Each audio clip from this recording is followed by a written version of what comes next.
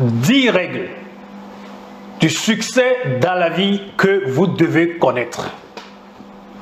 Oui, nous allons parler aujourd'hui, nous allons discuter de succès aujourd'hui. Les règles de succès que chacun d'entre nous devrait connaître et pour réussir. Je vous donne la règle numéro 1. Vous savez, tout est une saison. Comprenez que tout est temporaire et que tout a une saison. Il y a une haute saison. Il y a une basse saison. Il y a une bonne saison et une mauvaise saison. Il y a l'hiver, comme vous le savez, il y a l'été, il y a le printemps, il y a l'automne. Si vous passez actuellement un mauvais moment, cela ne durera pas. Si vous ne trouvez pas d'emploi en ce moment, en ce jour précis, ce n'est que pour une saison. Si votre entreprise va dans la mauvaise direction, ce n'est qu'un glissement saisonnier. Si personne ne veut sortir avec vous, à ce moment-ci, ce n'est pour une saison. Si vous n'avez pas de petit ami, en ce moment, c'est un temps qui va passer. Un temps viendra où toutes les femmes et tous les hommes seront après vous. Il y aura une saison où tout le monde voudra vous épouser. Si vous n'avez pas d'argent en ce moment-ci, la bonne nouvelle est que vous n'êtes fauché que pour une saison. Comprenez cela. Et je parle ceci, je m'adresse à ceux qui se battent nuit et jour et qui veulent changer leur situation. Passons à la règle numéro 2. Le succès est une idée, comme disait un savant. Le succès, vous savez, n'est pas quelque chose que l'on poursuit. Toutes les personnes qui ont réussi ont commencé par avoir une idée. Ils n'ont pas couru après le succès ou l'argent. L'argent est venu plus tard. Vous ne devriez pas poursuivre l'argent. Vous devriez poursuivre une idée ou encore une vision. Il existe 3 types de personnes dans le monde ou dans la vie. Nous avons les pauvres, nous avons les riches et nous avons les arrivistes. Vous savez quoi? Les pauvres parlent tout le temps de l'argent. Les arrivistes parlent tout le temps de choses éphémères, comme les voitures, les montres, les chaînes, les bijoux et les grandes maisons. Les riches autres se concentrent sur les idées.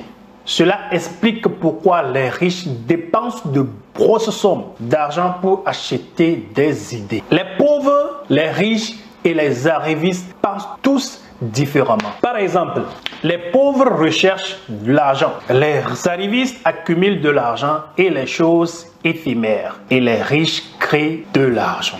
C'est ainsi, il y a constamment une façon différente de penser entre les pauvres, les arrivistes et les riches. Vous savez quoi? Les idées attirent l'argent. Essayez voir, trouvez une idée et l'argent suivra votre idée. C'est simple, c'est pas magique. Donc passons à l'étape 3, c'est-à-dire la règle numéro 3. Créez votre propre travail. Je vais vous expliquer. Vous savez quoi? Un emploi consiste à faire le travail de quelqu'un d'autre. C'est-à-dire que vous êtes employé pour aider quelqu'un d'autre à réaliser son rêve et à réussir. À la fin de la journée, vous serez obligé de partir car l'entreprise ne vous appartient pas. C'est ça la réalité. Être employé signifie que quelqu'un d'autre bénéficie de vos efforts et que vous échangez votre temps et vos efforts contre de l'argent. Pourquoi ne pas penser ou chercher à vous positionner différemment? C'est-à-dire, chercher à vous déployer. Se déployer signifie que vous utilisez votre temps et vos efforts pour vous enrichir vous-même. En d'autres termes, vous créez de la richesse pour vous-même et votre famille. Ainsi, au lieu d'attendre que quelqu'un vous donne un emploi, créez le vôtre. C'est pourquoi votre propre travail est différent de votre emploi. Votre emploi est ce pourquoi vous êtes formé. Votre travail autre est ce que vous êtes né pour faire. Votre emploi est votre compétence dont votre emploi vous renvoyez à tout moment s'il trouve quelqu'un plus mieux que vous. Mais votre travail est votre don ou votre talent et personne ne peut vous le retirer. Tout le monde a un talent dans la vie. Votre emploi est le lieu où vous êtes rémunéré pour votre activité. C'est dans votre travail que vous vous épanouissez dans la vie. Votre emploi est ce qui vous permet de prendre votre retraite et espérer bénéficier de vos cotisations. Vous ne pouvez jamais vous retirer de votre travail car c'est ce que vous êtes et même à la retraite, vous serez toujours fier à le faire. Chaque problème dans le monde est une entreprise. Quand une personne découvre son travail, elle n'a plus besoin d'un emploi. Mais ne m'interprétez pas mal. Je ne suis pas en train de vous encourager à abandonner vos postes d'emploi si vous n'avez aucune sécurité d'entrepreneuriat. D'ailleurs, je vous laisse resuivre ma vidéo qui passe ici. Cherchez à regarder une de mes vidéos là où je parlais de la réalité de l'entrepreneuriat. Numéro 4. Un changement positif dans votre vie. Vous savez quoi? Le changement est un principe de la vie. Le changement fait partie de la vie. Pour faire des progrès significatifs dans la vie, vous devez vous permettre d'accepter le changement. Laissez-moi vous surprendre. Vous savez quoi? Le changement se produira, que vous le vouliez ou non. C'est ça. Ça, on ne peut pas s'en débarrasser. Si vous n'acceptez pas le changement vous changera. Tout change. Même les villes deviennent des cités. Les parcs d'autobus deviennent des gares. Et les champs ouverts deviennent des aéroports. Alors, comprenez que dans la vie, si vous voulez progresser, vous devez être prêt à créer du changement. Parfois, le changement peut être progressif. Parfois, il peut se produire instantanément. Si vous vous trouvez un jour dans un endroit où il n'y a pas de changement, créez-le. Si vous rencontrez des résistances, des difficultés, changez d'endroit. Si vous êtes étudiant, dites-moi, quel type de cours voulez-vous suivre l'année prochaine à l'université? Si vous êtes actuellement en train de vous préparer pour un examen, quel type de notes voulez-vous obtenir? Quel type de relation voulez-vous avoir dans votre vie? Qui voulez-vous laisser tomber? Et qui voulez-vous récupérer dans vos relations? C'est des questions qu'il faut se poser. Avec quel genre de personnes voulez-vous vous associer? Vous savez, tant qu'il y a du changement, vous progressez. Lorsqu'il n'y a aucune preuve de changement, sachez que vous stagnez, vous n'évoluez pas. Par contre, l'être humain est fait pour évoluer. J'espère que vous êtes d'accord avec moi. Si vous n'êtes pas d'accord, mettez ça dans les commentaires, nous allons évoluer. Numéro 5, devenez une personne de valeur. Essayez de ne pas devenir une personne de succès, mais essayez plutôt de devenir une personne de valeur. Vous savez quoi? Albert Einstein disait, le monde vous attribue un prix en fonction de la valeur que vous pouvez lui apporter et non en fonction de votre niveau d'éducation ou du nombre de diplômes que vous possédez. Vous savez, pour devenir un individu important et influent, il faut s'engager tout au long de sa vie dans le développement personnel. Ça sonne peut-être bizarre parce qu'il y a plein de coachs qui vous trompent, qui prennent votre argent. Mais attendez, je vais vous dire quoi. Le développement personnel est le processus qui consiste à apprendre à se connaître lui-même, se connaître soi-même et s'améliorer afin d'atteindre son plein potentiel. La mesure dans laquelle vous avez été capable de vous améliorer détermine votre capacité à apporter une valeur ajoutée et à influencer les autres. C'est court, c'est très simple. Toute matière première est sans valeur sous sa forme brute. Cependant, après avoir été raffinée, peaufinée, elle devient précieuse. C'est pourquoi nous souffrons en Afrique. Nous avons des matières brutes sans valeur. Alors, numéro 6, suivez votre passion. C'est ce qui doit vous choquer. Vous ne croyez pas que votre passion ait quelque chose à voir avec votre réussite, n'est-ce pas? Je pense, je crois. Il y a beaucoup de gens qui le pensent. Eh bien, vous savez quoi? Certaines des plus grandes réussites, percées et inventions sont nées d'une pure passion. Certains des plus grands musiciens, artistes et entrepreneurs étaient animés par la passion, tout comme les plus grands athlètes, savants et enseignants de l'histoire, de la géographie, de la philosophie, tous ces gens.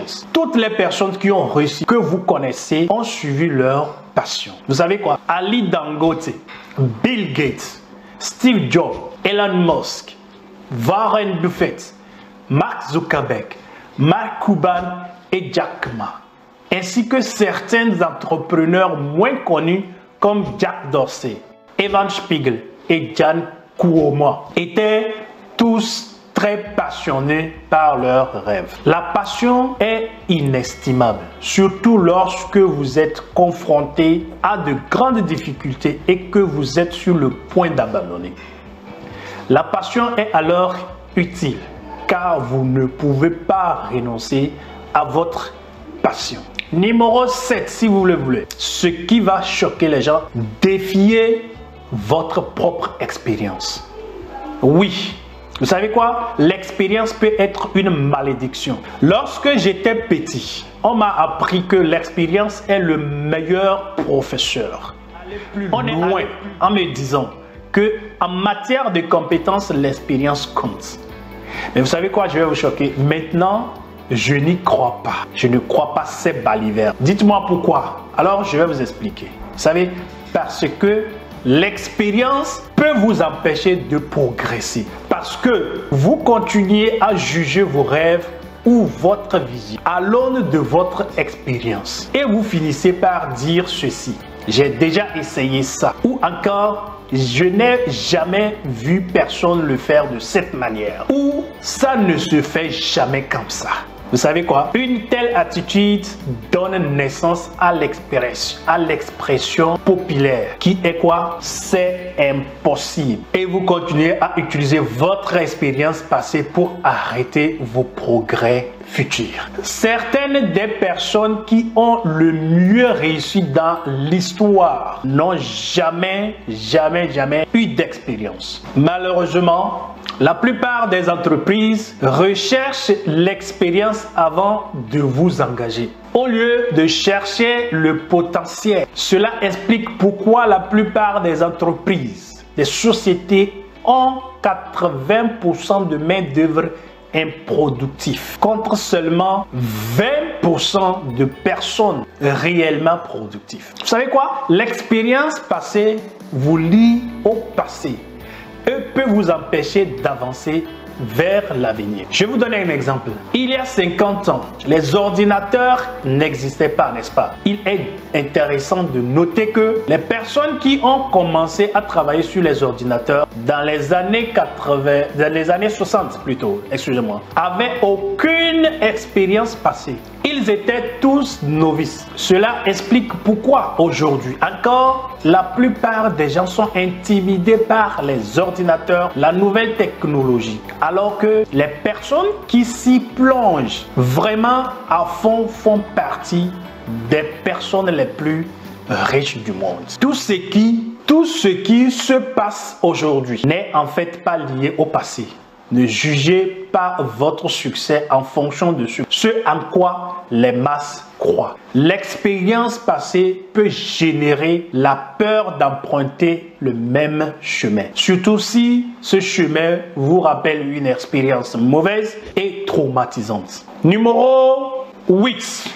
La règle numéro 8. Tirez parti de votre adversité. Oui, vous savez quoi? C'est lorsque vous êtes confronté à de graves difficultés que votre esprit est le plus affûté. Vous savez, l'homme n'a jamais produit de valeur réelle, de qualité, s'il n'a d'abord été essayé, testé et confronté à l'adversité. Bon, maintenant, je ne suis pas en train de dire que vous devrez rentrer dans l'adversité par de plein gré. Et certainement, personne personnes n'aiment passer par l'épreuve. Cependant, de nouvelles recherches montrent que l'expérience de l'adversité dans la vie présente des avantages. Après un défi ou un moment difficile, nous sommes moins susceptibles de ressentir une douleur ou un défi la prochaine fois. La résilience est un terme utilisé pour décrire cela. On appelle résilience le fait d'avoir l'endurance mentale et physique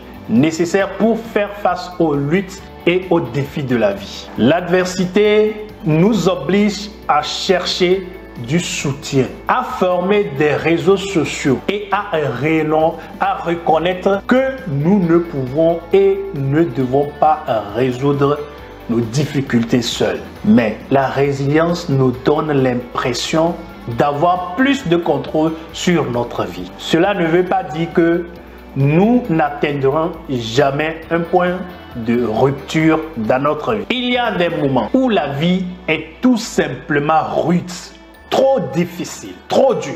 Trop d'adversité épuisera les ressources d'une personne. Néanmoins, l'adversité peut nous aider à développer la résilience nécessaire pour surmonter alors les défis de la vie. C'est ça. Numéro 9, la règle numéro 9.